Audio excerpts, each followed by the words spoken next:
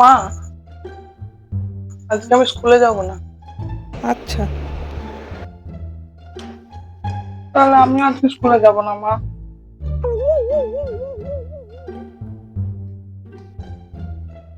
ও মা, আমার একটা ফোন লাগবে।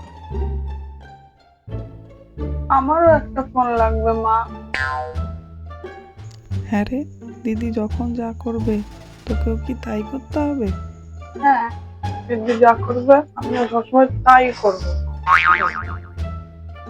মা, আমার সামনে এক্সাম, এখন থেকে আমি 7-8 ঘন্টা পড়বো, ঠিক আছে?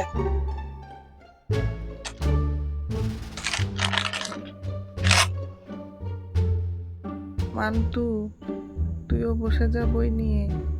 7-8 ঘন্টা পড়তে হবে কিন্তু, কারণ দিদি যা করবে তোকে তো তাই করতে হবে, তাই না?